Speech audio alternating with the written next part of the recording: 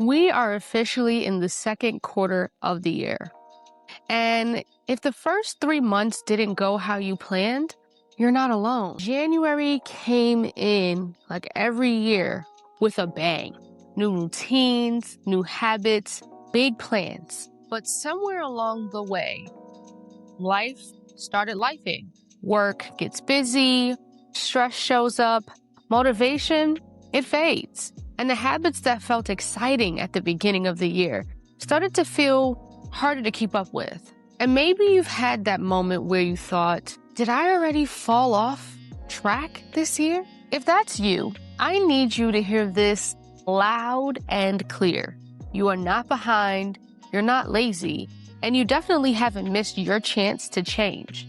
Because the truth is, you don't need a whole year to reset your life. Sometimes all you need is a new quarter. And the fact that we're already now in the second quarter of the year, that's your opportunity. This is your moment to pause, reflect on what didn't work, and reset in a way that actually fits your life now. Because if you, my friend, are anything like me, you've had those moments where you've said, okay, now this time I'm going to get it together. And so you make the plan, you write the list, and then you tell yourself you're going to wake up earlier, eat better, work out consistently, drink more water, stay disciplined. And for a few days, it works. But then something stressful happens. Life again gets busy. You get tired. And suddenly the whole plan feels overwhelming. That's usually the moment where people feel like they failed. But most of the time, it's not a lack of motivation. It's that we unfortunately try to change everything at once. And what we don't realize is that real change doesn't come from overhauling our entire life overnight. It comes from small habits, simple enough to repeat, but powerful enough to shift your life over time. Instead of trying to restart everything from scratch, I want to share with you 7 micro habits that you can start right now to reset your routine and build momentum in this new quarter. But you do not need to start all 7. In fact, I want you to just start with 1, because sometimes the smallest habit is the one that gets everything else moving. The first micro habit is simple. Start your day with some form of movement.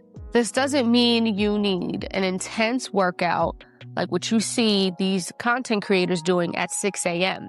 It could be a short walk, light stretching for about 5 or 10 minutes. Movement wakes up your body, improves circulation, and helps your brain shift into a more focused and energized state. Sometimes we wait until we feel motivated to move, but often the motivation actually comes after we start. The second micro habit is focusing on protein when you eat. Protein helps to stabilize blood sugar, supports muscle health, and keeps you feeling fuller longer. A lot of people, especially if you struggle with energy crashes or constant hunger, this one habit can make a huge difference. This isn't something that you have to be perfect with, but you want to start asking yourself, how can I add more protein in this meal? Making those adjustments can help improve energy and consistency over time. The third micro habit that most of y'all might not like is drinking water before your first cup of coffee. A lot of us wake up and immediately reach for that caffeine. But your body has been fasting overnight and is often slightly dehydrated. So starting your day with water helps support hydration, digestion, and energy levels before adding stimulants like caffeine. It is a simple habit, but it can help your body feel way more balanced throughout the day. The fourth micro habit is walking after you eat your meals. And again, as I mentioned earlier, none of the walks that you take have to be long. This again can be about another 5 or 10 minutes, which can help your body regulate blood sugar and support your digestion. It's actually one of the simplest ways to add movement into your day without needing a full workout. Those little moments of movement, they tend to add up over time. The fifth micro habit is planning tomorrow the night before. I tell you that this is the best habit ever. And this doesn't have to be a long planning session, by the way. You want to just give yourself a few minutes to ask yourself, what are the 3 most important things that I want to get done tomorrow? When you wake up already knowing your priorities, you remove a lot of decision fatigue, and that makes it easier for you to stay focused. The 6th micro habit is keeping one promise to yourself every day. It could be something really small. Going for a walk is something that you can do. Drinking enough water in your day.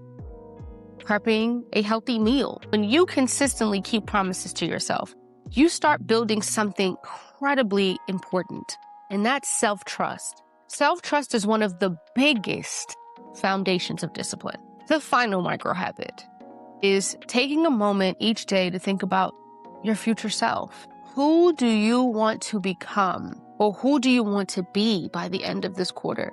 How does that version of you take care of their health? How do they show up in their daily habits?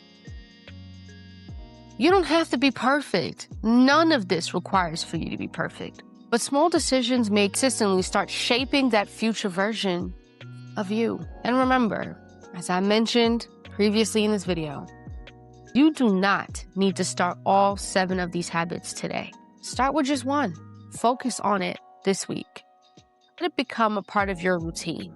Then build from there, because this new quarter that we're in, it's not about being perfect, but it's about being intentional. It's about learning from what didn't work and moving differently this time. You still have time, and you're still very much in the game. You don't need to rush this process. You don't need to prove anything to anyone, and you don't need to become a completely different person overnight. You just need to start showing up differently in small ways.